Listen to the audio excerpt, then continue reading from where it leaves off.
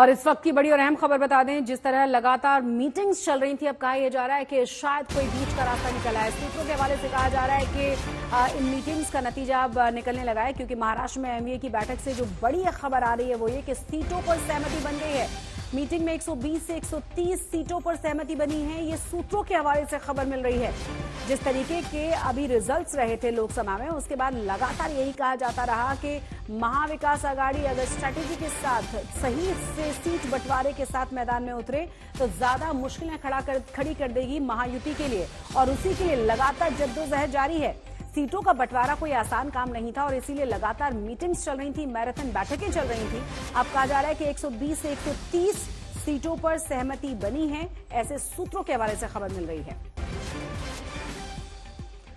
और इसी बीच कांग्रेस के जो नेता हैं और पूर्व सांसद हैं, उन्होंने मुसलमानों के लिए 24 सीटों की मांग की है। दलवई की दलील जो है वो ये कि मुसलमानों की जो आबादी है वो 11% है, उसके हिसाब से 32 सीटें उन्हें मिलनी चाहिए, लेकिन कम से कम 24 सीटें तो उनके पास होनी ही चाहिए।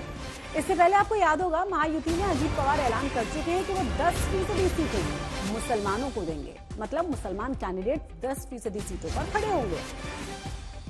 तो कांग्रेस के नेता हैं हुसैन दलवई, जिन्होंने एमवीए की टेंशन को बढ़ा दिया है।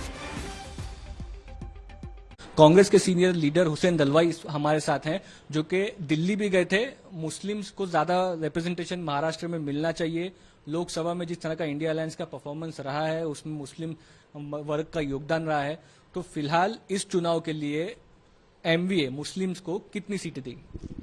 ऐसा है कि महाराष्ट्र में मुसलमानों की तादाद 11.5% है। उसके मुताबिक महाराष्ट्र में मुसलमानों को 32 सीट्स मिलनी चाहिए, लेकिन मैं 32 सीट्स नहीं मांगता। मेरा कहना है कम से कम 24 सीट तो दीजिए, क्योंकि जब तक मुसलमानों का रिप्रेजेंटेशन नहीं बढ़ेगा तब तक मुसलमानों के, उनके बच्चों के शिक्षा के सवाल, उनके नौकरी का सवाल, उनके रहने का सवाल, उनके कारोबार का सवाल, उनके वफ़ का सवाल, इसके ऊपर डट के कोई बोल ही नहीं पाएगा। डरते हैं बोलने के लिए। तादाद वहां ज्यादा होगी तो अच्छी तरह से मुसलमानों के सवाल उठेंगे।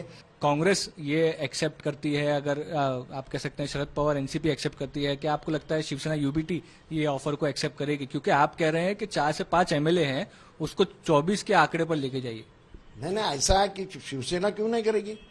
मुसलमानों ने तो बड़े पैमाने पे शिवसेना को वोटिंग किया, और उनके जो लोग चुन के आए हैं उनको पूछिए क्यों, कैसे वो चुन के आए।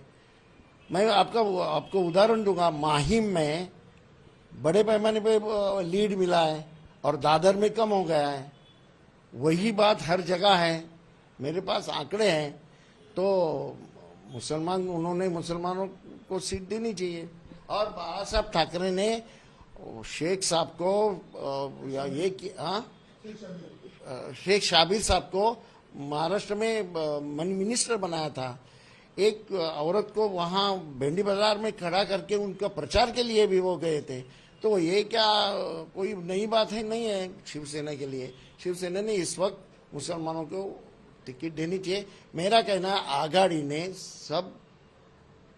में जो दल हैं, खास करके 3 दल हैं, इन्होंने सब ने मिलके 24 सीटें देनी चाहिए।